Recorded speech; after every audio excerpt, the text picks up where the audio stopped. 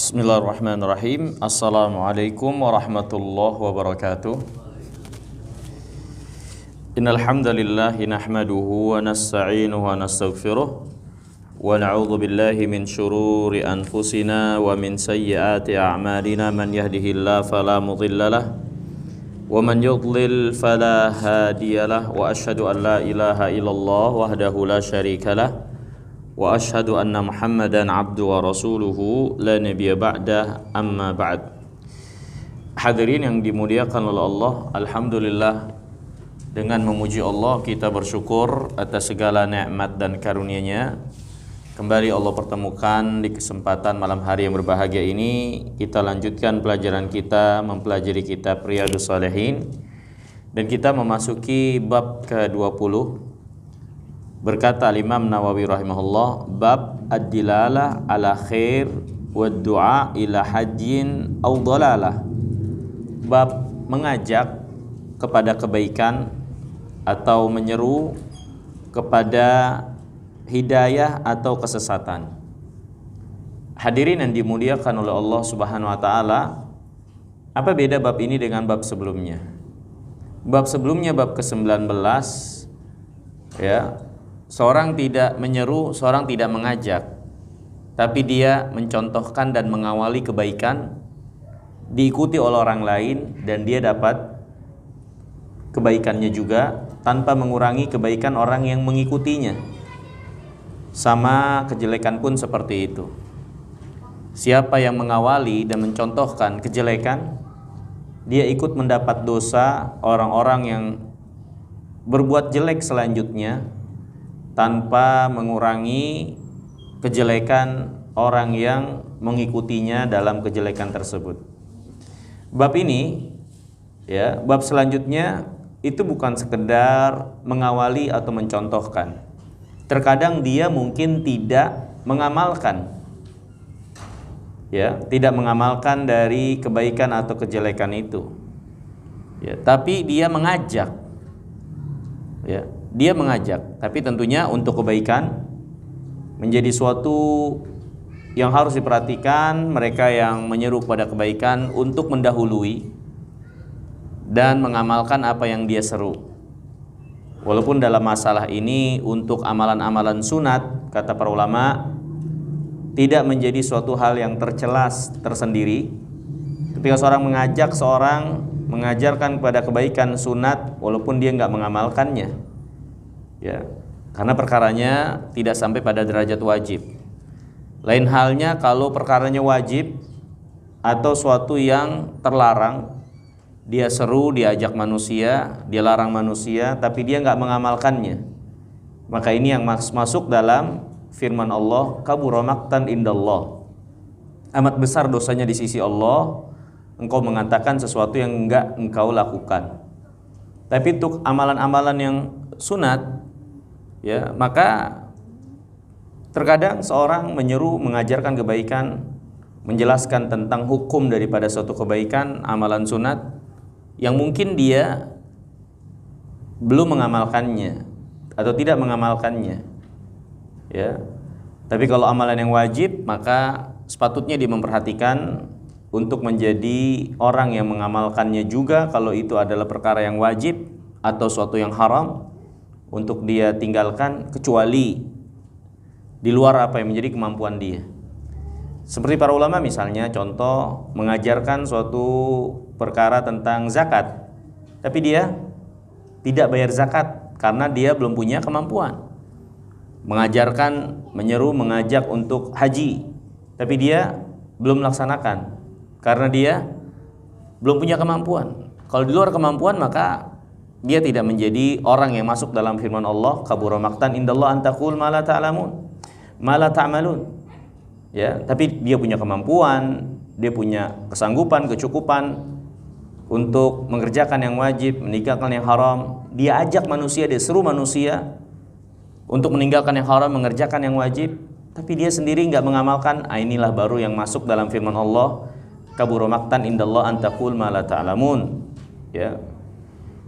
Adapun untuk amalan-amalan sunat, ya, wallahu taala alam, dia tidak masuk menjadi sesuatu yang tercela terkadang, Ya, tapi tentunya disukai untuk dia mendahului terlebih dahulu sebagai yang mengamalkannya ketika dia mengajak manusia, menyuruh manusia untuk mengamalkannya. Dan ini yang menjadi apa yang dicontohkan oleh orang-orang saleh terdahulu, sampai di antara mereka ada yang menahan diri untuk menganjurkan, memerintahkan tentang suatu kebaikan seperti membebaskan budak ketika mereka sendiri belum bisa mengamalkannya atau belum mengamalkannya. Ya, tapi itu tidak menjadi syarat tentunya ya seorang untuk amalan-amalan yang sunat ini untuk dia terlebih dahulu mengamalkannya sebelum dia mengajak atau menyuruh manusia untuk amalan tersebut. Ya. Dan juga para ulama menjelaskan menyeru dan mengajak kepada kebaikan ini juga tidak menjadi syarat kalau seorang itu harus ya menjadi sempurna terlebih dahulu untuk bisa menyeru dan mengajak kepada kebaikan. Ia mungkin satu kekurangan dan dosa kalau kewajiban itu dia suruh diajak dia nggak mengamalkan.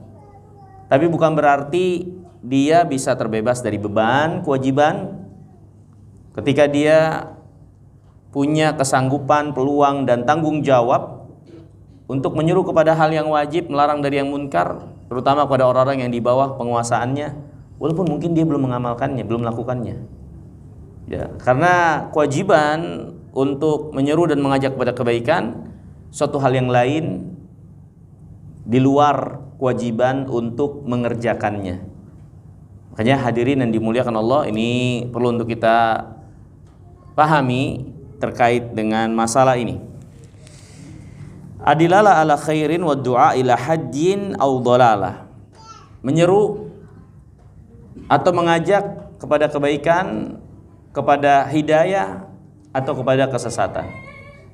Ya. Yang pertama dibawakan oleh penulis firman Allah Subhanahu wa taala surah Al-Qasas ayat 87. Allah berfirman, "Wad'u ila rabbik." Serulah ke jalan Rabbmu. Maka ini dalil bahwasanya menyuruh ke jalan Allah jadi satu kewajiban tersendiri di luar pengamalan dan pelaksanaannya. Ya, bukan berarti kita hanya dibebani untuk mengamalkan dan mengerjakan apa yang Allah bebankan. Menyeru, mengajak pada kebaikan itu ada beban tersendiri dari kewajiban perintah Allah Subhanahu wa taala. Tentu semua dengan penopang-penopang yang harus kita penuhi, syarat-syarat ketentuan ya yang harus kita penuhi ya, sama seperti sholat ya, kewajiban untuk mengerjakannya pun akhirnya terkait dengan hal-hal yang harus kita penuhi terlebih dahulu seperti wudu ya, suci dari najis, menutup aurat, waktunya sudah masuk ya dan lain-lain. Maka begitu juga dengan kewajiban menyuruh ke jalan Allah.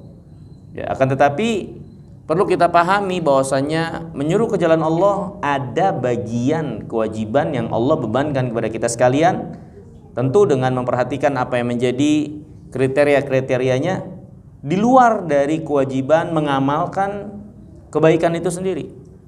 Allah berfirman, "Wad'u ila rabbik." Serulah ke jalan Allah. Seru kepada Allah Subhanahu wa taala. Kata Syekh Salim bin Id Al-Hilali, ya'murullah tabaraka wa ta'ala da'i Allah an yad'un nas ila tauhidillah wa ibadatihi wa ta'atihi fima amar wa zajar.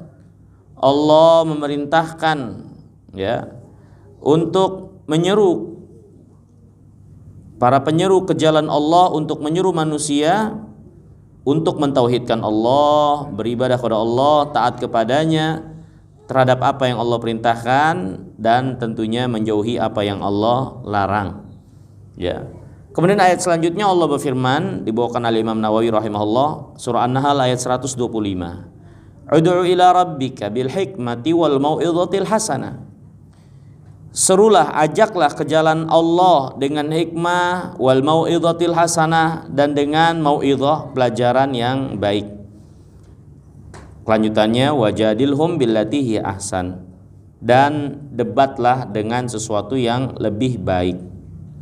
Maka dalam ayat ini menunjukkan kepada kita sekalian tahapan dalam mengajak ke jalan Allah Subhanahu wa taala, atau tangga dalam mengajak ke jalan Allah. Bisa dengan hikmah, mau'izatil hasanah, ya, peringatan-peringatan yang baik yang masuk dan dipahami ke dalam hati, atau dengan mujadalah, atau dengan mendebat. Tapi semua ada bagian ruang keadaan yang perlu untuk kita tempatkan semuanya dengan baik. Kapan dengan hikmah, kapan dengan mau'izah hasanah, kapan dengan ilmu jadalah, ya. Kata Syekh Salim bin Iyad Al-Hilali, ya'murullah tabaraka wa ta'ala nabiyahu Muhammadan sallallahu alaihi wasallam. Allah merintahkan nabinya yang mulia alaihi wasallam. Dan sebagaimana kita ketahui bersama, apa yang diperintahkan kepada nabi berarti diperintahkan juga kepada kita sebagai umatnya. Kecuali ada pengecualian, itu kekhususan beliau. Kalau nggak ada hukum asalnya yang diperintahkan oleh Rasulullah, perintah juga kepada kita.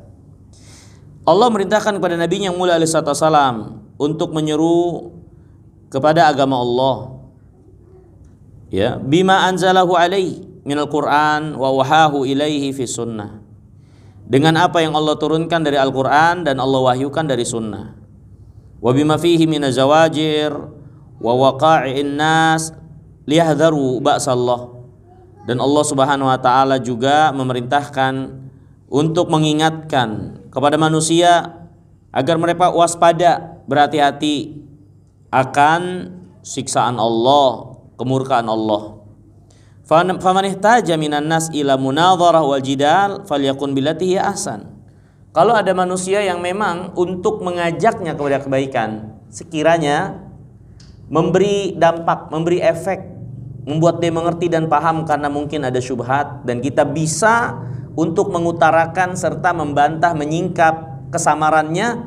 Kalau ada yang butuh untuk mujadalah, jidal, falyakun, maka lakukan dengan sesuatu yang lebih baik, ya. Sebagian para ulama menjelaskan, orang-orang yang kita seru kepada kebaikan, ada keadaan yang perlu kita perhatikan dari keadaan mereka. Orang-orang yang sekiranya sudah kita ketahui bagaimana ketundukan, ketaatannya, kalau dia dikasih tahu, ya dia segera untuk mengingat. Maka yang seperti ini ingatkan dengan hikmah. Gak perlu kita terlalu berat untuk mengajaknya, karena kita tahu tipikal orang yang seperti ini, kita ingatkan, ya, kita nasihati, sudah sadar, ya.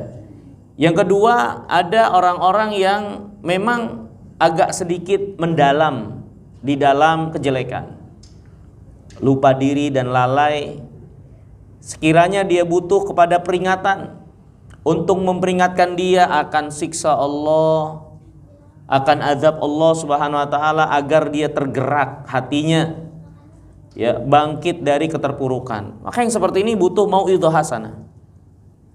Ada orang-orang yang memang dia sudah punya warna sendiri, terdapat kesamaran dalam melihat kebenaran.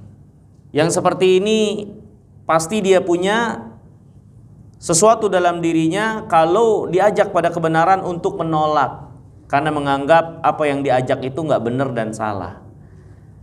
Kalau memang dapat memberi efek untuk memberi pengertian, menyingkap syubhat, maka yang seperti ini perlu untuk dibantah apa yang menjadi syubhatnya, disingkap apa yang menjadi syubhatnya. Kalau memang sekiranya itu bisa meninggikan kebenaran, lebih mengokohkan kebenaran, menguatkan kebenaran, ya, menyingkap syubhat yang ada pada orang tersebut. Karena kalau tidak, maka jidal itu, debat itu, hukum asalnya tidak dibenarkan dalam agama kita.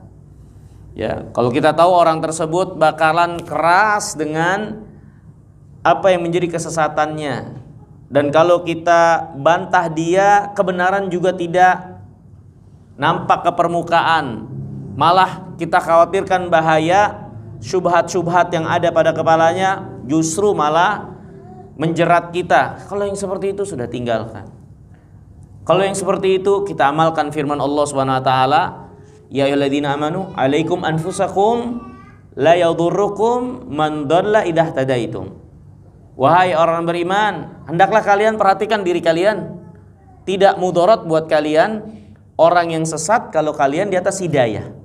Amalkan ayat ini untuk orang-orang yang kita perkirakan ajak kepada kebenaran justru malah membuat kebenaran itu diinjak-injak, tidak memberi efek berarti atau malah memudaratkan kita, ya, maka sudah, alaikum anfusakum la yadurukum man dhalla idza tadaitum.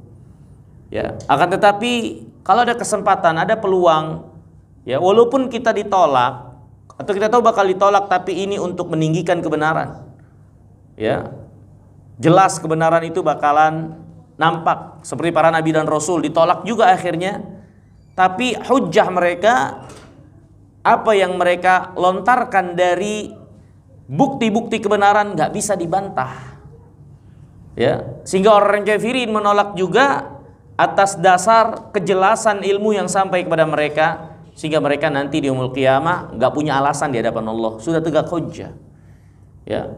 Kalau bakalan itu meninggikan kebenaran, menampakkan kebenaran, walaupun ditolak nggak ada masalah. Tapi kalau malah kebenaran itu nggak nampak, kita juga malah khawatir terjerat syubhat, jangan kita mendebat di dalam din agama ini. Itu tidak diperkenankan, ya. Kita perlu melihat kepada ayat-ayat dan hadis yang lain dalam masalah ini untuk mengkompromikan hal ini dan menempatkan pada tempatnya. Karena mengajak kepada kebenaran dan kebaikan ini tidak boleh hanya bermodalkan semangat, bermodalkan emosi dan giroh agama. Ketika melihat kebaikan kok nggak dilakukan, ketika melihat keburukan kok ditinggalkan, akhirnya kita merasa risih tersendiri.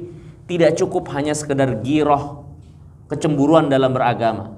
Harus berdasarkan ilmu, dibawakan dengan penuh ketenangan, dibawakan dengan penuh perhitungan.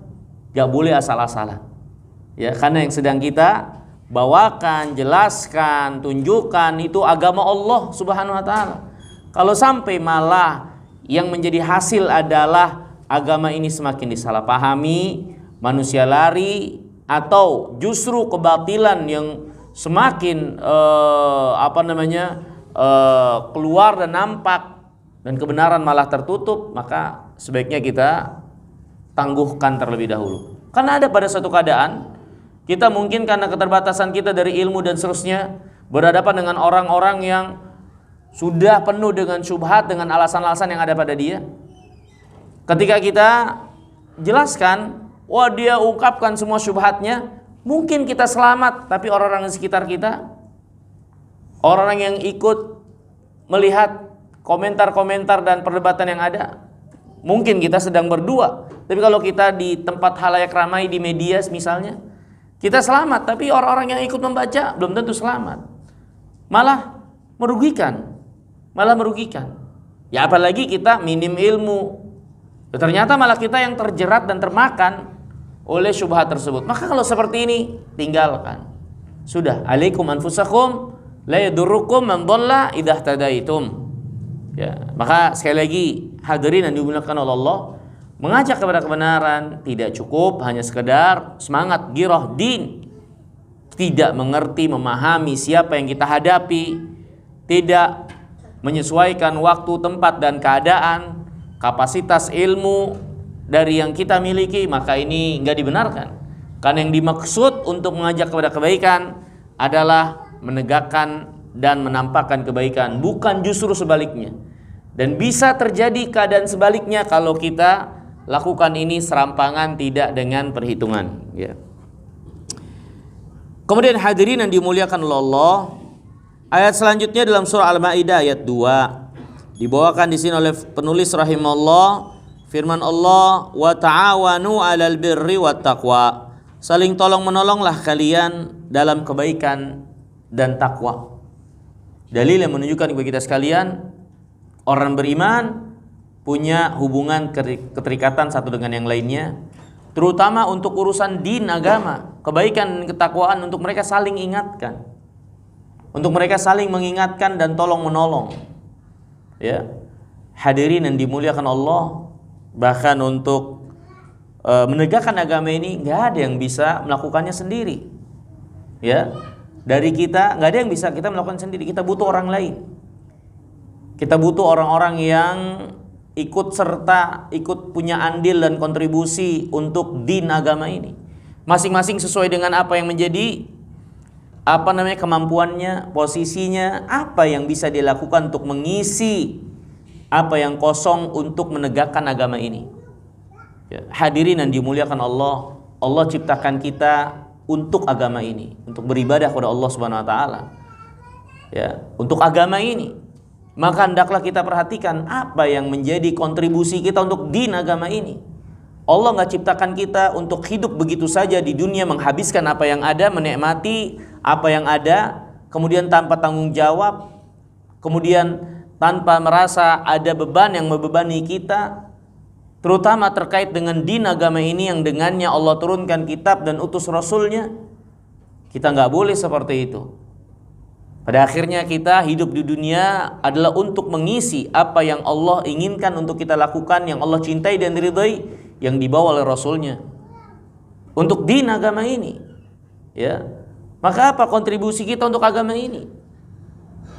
Untuk kita amalkan, untuk kita kerjakan, untuk kita sebarkan, ya, untuk kita ikut sedikit banyaknya mengokohkan din agama ini. Ya, paling tidak untuk diri kita dan orang-orang yang menjadi tanggung jawab kita. Ya, maka jangan merasa kalau kita ini nggak punya beban untuk kebaikan dan perbaikan apa yang ada di sekeliling kita, apa yang ada di sekitar kita. Kita punya beban itu. Ya, kaum muslimin yang belum mengetahui, yang awam, yang masih tidak mengerti, mereka juga menjadi bagian dalam ayat ini untuk kita tolong menolong dalam kebaikan dan takwa. Tolong mereka, ya, tarik mereka, ajak mereka untuk kebaikan dan takwa ini. Ini hadirin yang dimuliakan Allah, bukan hanya tugas dari seorang dai, ustadz dan seterusnya, tapi masing-masing punya beban untuk itu sesuai dengan apa yang menjadi kapasitasnya. Ya, ini hadirin yang dimuliakan Allah, kalau tanggung jawab ini dipikul dan disadari oleh seluruh kaum muslimin, insya Allah menjadikan keadaan bermasyarakat, sosial masyarakat lebih baik lagi, lebih baik lagi. Ya, perkara dakwah, saling tolong menolong dalam kebaikan ini penting sekali untuk terus digerakkan, untuk terus disemarakan, dan masing-masing punya tanggung jawab untuk itu. Kalau ini direalisasikan dalam kehidupan, seorang dalam rumah tangganya, seorang dalam pekerjaannya, seorang di kantornya, dengan apa yang bisa dia lakukan dari terus memancarkan kebaikan, berbagi kebaikan, akan tercipta kebaikan yang sangat banyak.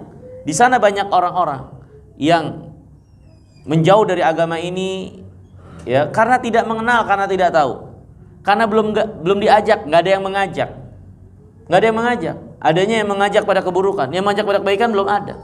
Banyak orang-orang yang mereka memang penuh dengan kebingungan untuk menjalani hidup ini. Tergantung siapa yang mengajak. Kalau ada yang mengajak pada kebaikan, mereka ikut pada kebaikan. Apalagi kebaikan dan kebenaran ini suatu fitrah yang Allah Subhanahu wa taala fitrahkan manusia untuk memiliki kecocokan, penerimaan terhadap kebenaran ini. Itu kan suatu poin yang kita dari sisi ini sudah memiliki keberuntungan atau suatu kelebihan, ya, suatu nilai yang lebih, ya. Nah, ini hadirin yang dimuliakan oleh Allah. Kemudian dalam surah Al-Imran dibawakan di sini oleh penulis rahimahullah ayat 104, wal takum minkum ummatun yad'una ilal khair ya'muruna bil ma'ruf wa yanhauna 'anil munkar. Ya, hendaklah ada sebagian kalian yang menyeru kepada kebaikan, memerintahkan kepada yang ma'ruf, melarang dari yang munkar. Ya, ayat ini menjelaskan kepada kita sekalian, ya, bahwasanya Allah menginginkan agar ada dari sebagian kaum muslimin yang secara khusus tegak menyeru kepada kebaikan, mengajarkan kepada manusia kebaikan, kebenaran ini, walaupun pada akhirnya menyeru kepada kebaikan masing-masing memiliki tanggung jawab ya sesuai dengan kapasitas dan keadaannya. Tapi untuk orang-orang yang khusus mengajarkan kepada manusia, berdiri di posisikan diri di hadapan manusia, ya, menjelaskan agama ini dengan baik, mengajarkan yang ma'ruf, melarang pada yang munkar, itu harus ada, harus terus ada.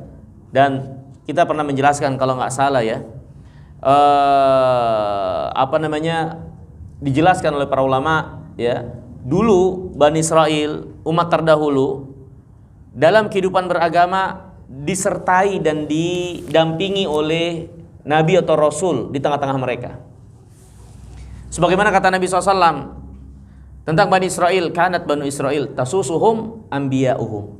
Dulu Bani Israel disiasati, dipimpin, dibimbing, diatur oleh nabi-nabi mereka. Setiap mati seorang nabi, Allah angkat nabi berikutnya untuk terus mendampingi mereka. Umat ini ya, umat Islam yang dengannya ditutup kenabian Muhammad alaihissalam. Nggak ada lagi nabi setelah Rasulullah SAW. Nggak ada lagi nabi setelah Muhammad alaihissalam. Ya, umat-umat terdahulu dibimbing oleh nabi dalam keberagamaan mereka. Umat ini nggak ada lagi nabi setelah Muhammad alaihissalam. Ya, apakah berarti ada kekurangan dengan tidak adanya lagi nabi yang mendampingi umat ini dalam keberagamaan bahkan sampai yaumul qiyamah? Ya, para ulama menjelaskan, tentunya Allah SWT tidak menetapkan dan menentukan sesuatu kecuali dengan hikmah. Gak ada kesia-siaan dan penuh dengan ketepatan. Termasuk diantaranya dengan menjadikan Muhammad alaihissalam nabi yang terakhir, gak ada lagi nabi setelah beliau.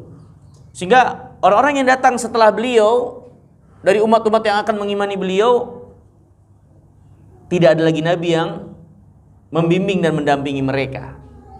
Ya, kenapa? Apa bedanya dengan umat terdahulu? Ya, di antaranya kata para ulama, karena kesempurnaan din agama ini. Karena kesempurnaan agama ini. Ya, yang tidak perlu lagi penambahan dan pengurangan. Ya. Di antaranya lagi alasan dan hikmahnya adalah ya, karena apa yang Allah Subhanahu wa taala tegakkan di tengah-tengah umat ini, orang-orang yang menggantikan apa yang menjadi tugas para nabi dan rasul, membimbing dan mendampingi umat ini dengan mengajak kepada kebaikan, mengajar kepada kebaikan dari para ulama. Ya. Para ulama, para dai yang tegak menyeru dan terus mengingatkan, mengajak manusia kepada kebaikan dan kebenaran. Ya, yang menjadi tugas para nabi dan rasul sudah dicukupi dengan orang-orang yang Allah akan tegakkan, Allah akan hidupkan mereka di tengah-tengah manusia yang menyuruh kepada kebaikan. Makanya kata Nabi SAW, al-ulama warasatul anbiya, para ulama pewaris para nabi. Pewaris para nabi. Ya.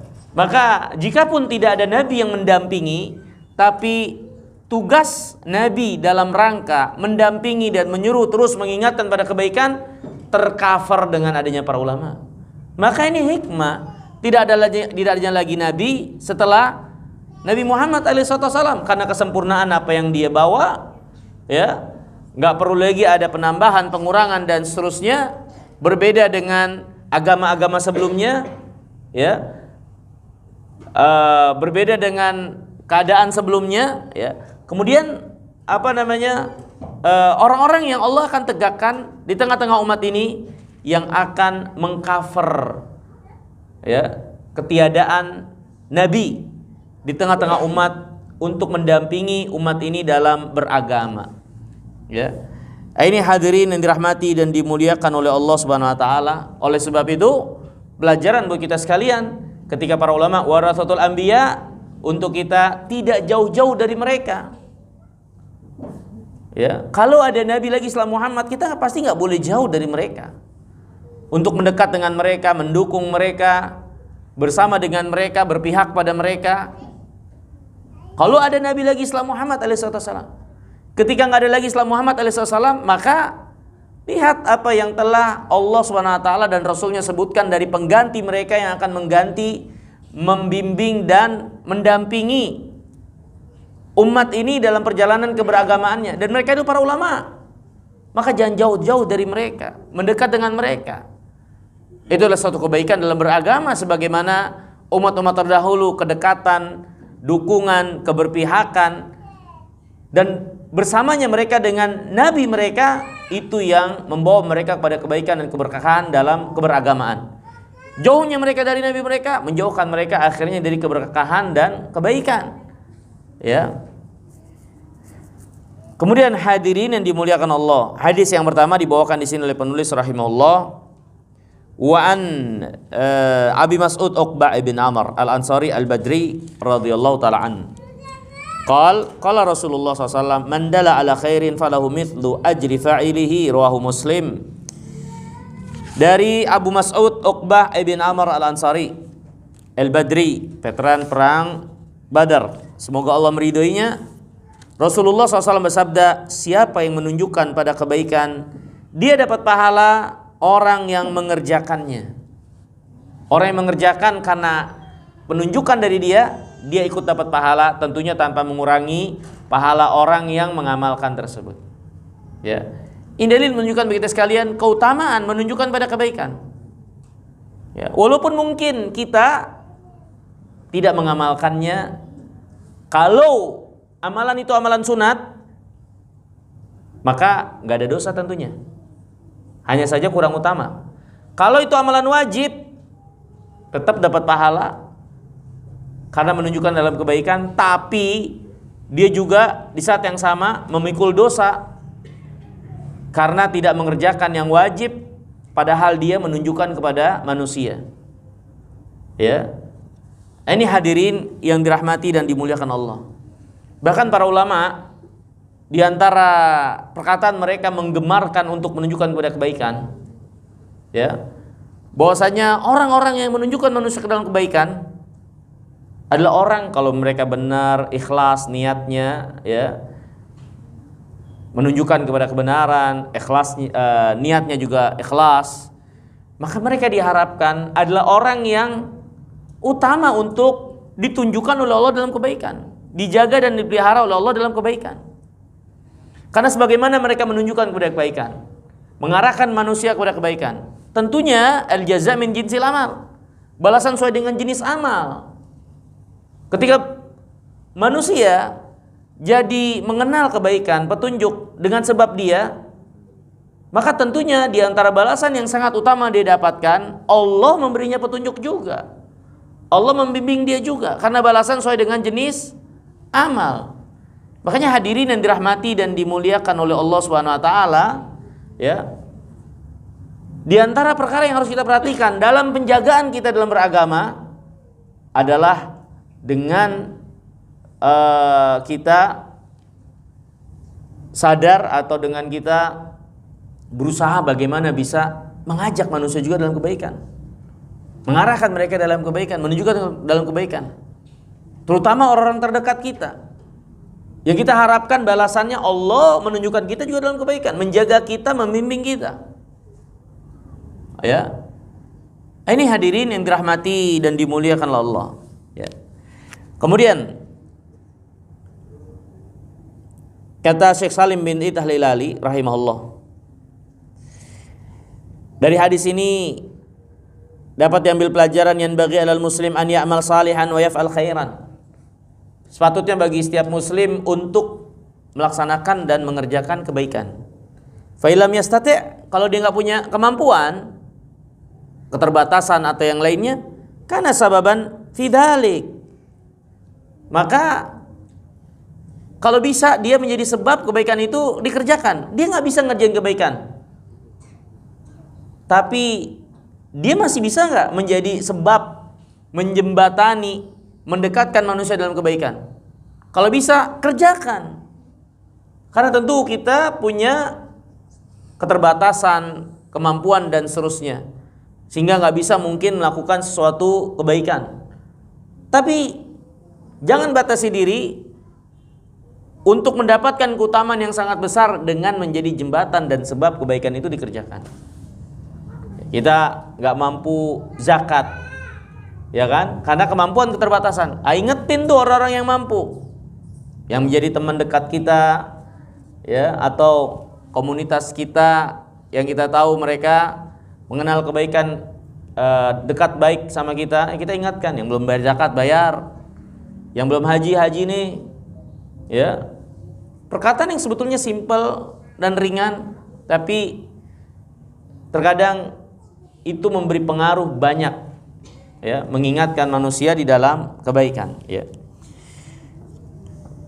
Kemudian hadirin yang dirahmati dan dimuliakan Allah, hadis selanjutnya, hadis 174. Berkata Imam Nawawi rahimahullah, wa an Abi Hurairah radhiyallahu taala anna Rasulullah sallallahu alaihi wasallam qala, dari Abu Hurairah semoga Allah meridainya, Rasulullah sallallahu alaihi wasallam bersabda, man da'a ila hudan kana lahu minal ajri mithlu ujuri man tabi'ahu la yanqusu dzalika min ujurihim syai'an wa man da'a ila dhalalatin kana alaihi minal ithmi mithlu athami man tabi'ahu la yanqusu dzalika min athamihim syai'an, rawahu Muslim. Kata Nabi SAW, siapa yang mengajak kepada petunjuk, dia dapat pahala seperti pahala orang yang mengikuti petunjuknya tersebut tanpa mengurangi pahala orang yang mengikuti petunjuknya itu. Siapa yang mengajak kepada kesesatan, kejelekan dan dosa, dia ikut mendapat dosa orang yang seperti orang yang mengamalkan dosa tersebut tanpa mengurangi dosa orang yang mengamalkan apa yang dia ajak kepada dosa itu. Maka jelas sekali hadis ini, ya, kebaikan dan dosa orang yang menjadi sebab berkontribusi untuknya, dia ikut mendapatkan bagian, entah itu pahala, entah itu dosa. Kalau kebaikan dia ikut kontribusi, ya, untuk kebaikan tersebut, maka rahmat Allah luas, Allah mengikut sertakan dia dapat pahala, ya, sama seperti pahala orang yang mengerjakan tanpa ada pengurangan dari orang yang mengerjakan itu.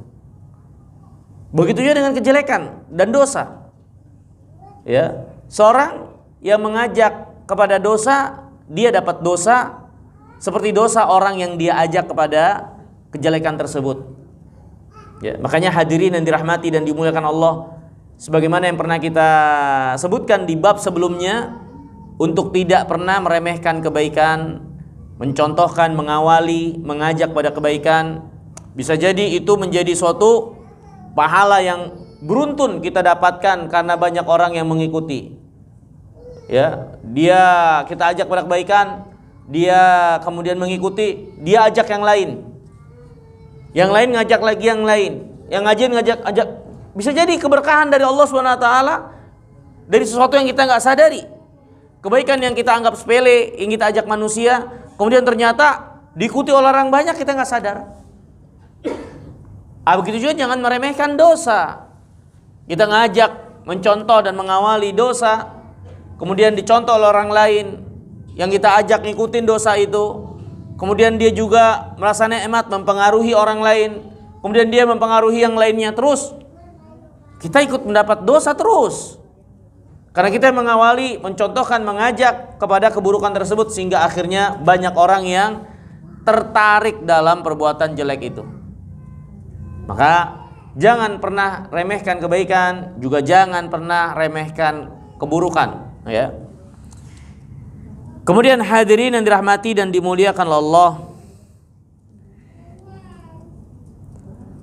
hadis selanjutnya berkata Imam Nawawi rahimahullah, wa an Abil Abbas Sahal bin Sa'ad As-Sa'idi radhiyallahu taala an, dari Abil Abbas Sahal bin Sa'ad As-Sa'idi semoga Allah meridhoinya, anna Rasulullah SAW qala yauma Khaybar, Nabi SAW pernah bersabda pada perang Khaybar. Perang Khaybar, perang melawan Yahud di benteng mereka Khaybar, setelah mereka mengkhianati Nabi SAW pada perang Khandaq, ya, yang tadinya mereka berjanji menjadi sekutu Nabi SAW untuk saling bela, tapi mereka malah mengkhianati Rasulullah, justru memberi jalan bagi orang-orang musyrikin, ya, yang menyerang kota Madinah, ya. Maka selesai urusan dengan orang musyrikin yang gak berhasil masuk karena ada parit yang dalam dibuat oleh kaum muslimin, ya, sehingga mereka gak bisa melewatinya dan pulang dengan gagal dan tangan kosong. Maka kaum muslimin langsung mengurus urusan Yahud, ya. Pada hari Khaybar, Rasulullah SAW bersabda, la'u'tiyanna raya gadan rajulan yaftahullah ala yadayhi yuhibbullah wa rasulah wa yuhibbuhullah wa rasuluh.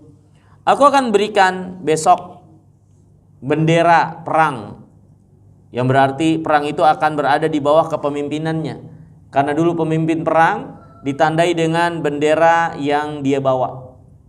Dan Nabi SAW tidak pernah atau tidak memiliki bendera khusus yang menjadi tanda, inilah yang menjadi tanda pasukannya dan seterusnya. Gak ada bendera khusus, ya. Tapi bendera yang sifatnya hanya tanda saja, ya, yang menunjukkan ini kepemimpinan dari pemimpin perang. Dan Nabi mengatakan, orang yang akan saya berikan bendera ini, Allah akan taklukkan atau akan berikan penaklukan, kemenangan kepadanya. Dan dia adalah orang yang Allah cinta, yang mencintai Allah, yang dicintai oleh Allah dan dicintai oleh Rasulnya. Dicintai oleh Allah dan dicintai oleh Rasulnya. Jadi orang yang akan diberikan ini, terdapat pernyataan persaksian dari Rasulullah. Yang pertama, Allah akan berikan kemenangan.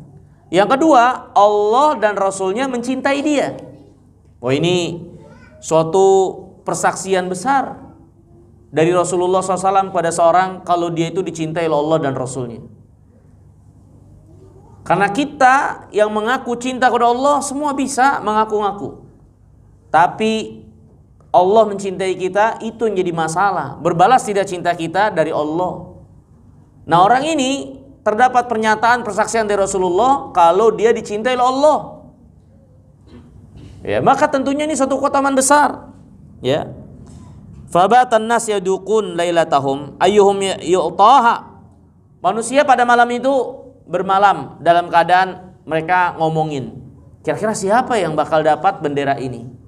Nah, ini para sahabat radhiyallahu taala anhum, inilah yang menjadi ambisi mereka. Ini ambisi mereka, ya.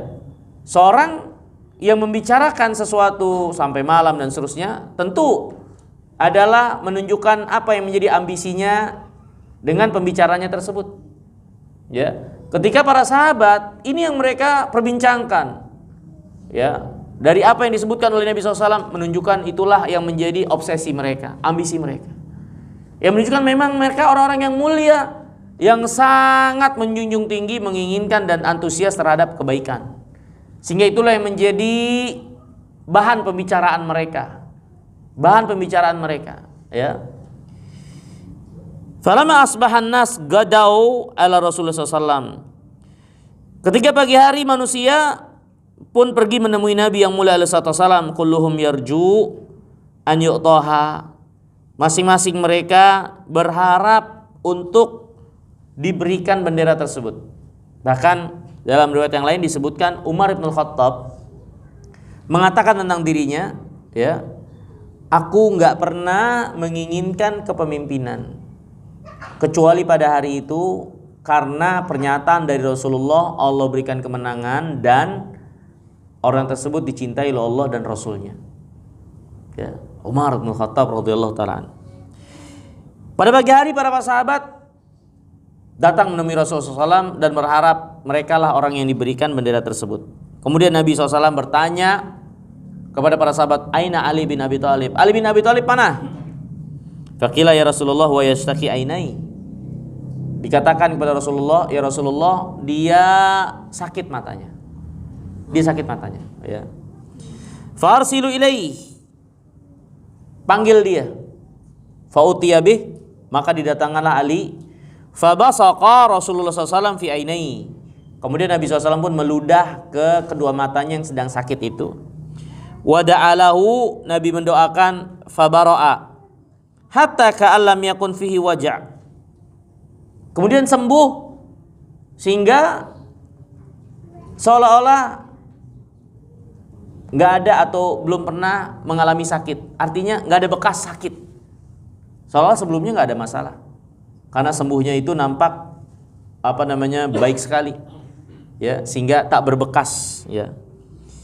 Fa'atahu rayah, maka Rasulullah pun memberikan bendera itu kepada Ali bin Abi Thalib. Maka ini tentunya menunjukkan akan keutamaan dari Ali bin Abi Thalib radhiyallahu taala anhu sebagai orang yang dicintai oleh Allah dan Rasulnya, dan yang akan Allah berikan kemenangan menaklukkan Khaybar di bawah kepemimpinannya. Faqala Ali radhiyallahu taala anhu, ya Rasulullah, uqatiluhum hatta yakunu mithlana. Ya Rasulullah, aku memerangi mereka sampai mereka jadi kayak kita, sampai mereka masuk Islam. Jadi Ali bin Abi Thalib menunggu apa yang menjadi petunjuk dari Nabi SAW yang harus dia lakukan dalam peperangan ini. Maka Rasulullah SAW bersabda, unfudh ala rislik, hendaklah engkau berjalan dengan tenang, ya, berjalan dengan tenang, ya. Ini